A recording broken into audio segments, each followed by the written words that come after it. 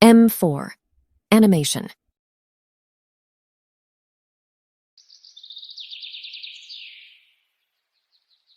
सोहनपुर गांव में रामलाल नाम का एक लकड़हारा रहता था। वो अपनी जीविका चलाने के लिए गांव के पास के ही जंगल से रोज लकड़ियां चुनता और उन्हें बेचकर कुछ पैसे कमा लेता था। इसी तरह उसका गुजारा चल रहा था। कुछ दिनों के बाद रामलाल की शादी हो गई। उसकी पत्नी बड़ी खर्चीली थी, इसलिए अब उतनी लकड़ियों को बेचकर घर चलाना मुश्किल हो गया था।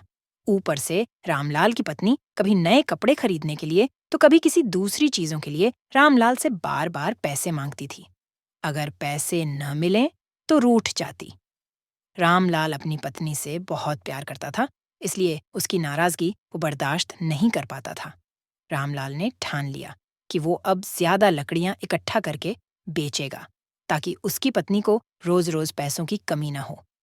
पत्नी की इच्छा पूरी करने के लिए आज रामलाल घने जंगल तक चला गया और बहुत सारी लकड़ियां चुनकर बाजार में बेच दी।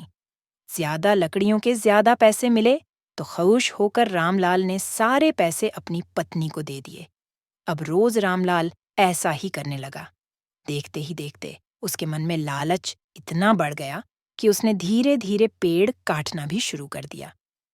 पेड़ काटने से और ज्यादा लकड़ियां हो जाती थीं और उसे अधिक दाम मिलने लगे। लकड़हारा हर हफ्ते एक पेड़ काटता और लकड़ियां बेचकर मिलने वाले पैसों से अपनी पत्नी के शौक पूरे करता। अब पैसे ज्यादा आ रहे थे तो घर भी अच्छे से चल रहा था।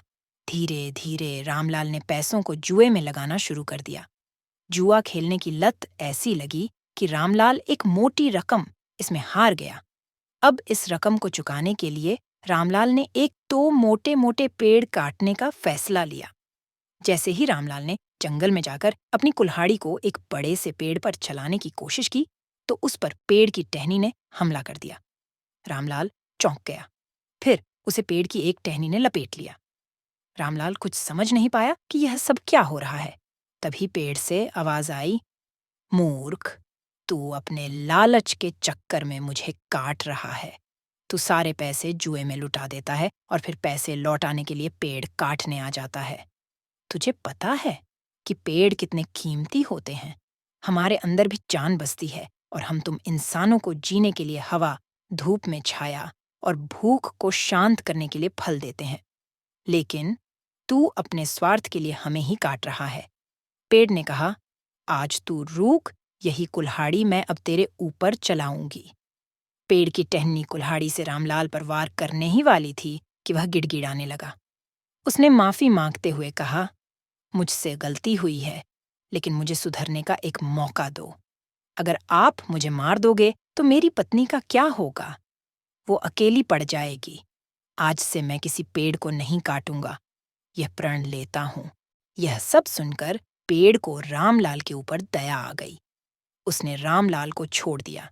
छूटते ही रामलाल भागकर अपने घर गया और पैसों के लालच में न आने का संकल्प ले लिया। कहानी से सीख, लालच में आकर पर्यावरण के साथ खिलवाड़ नहीं करना चाहिए। हमें ऑक्सीजन पेड़ से ही मिलती है। इन्हें काटकर हम खुद अपने जीवन में संकट को ला रहे हैं। Subscribe for more update.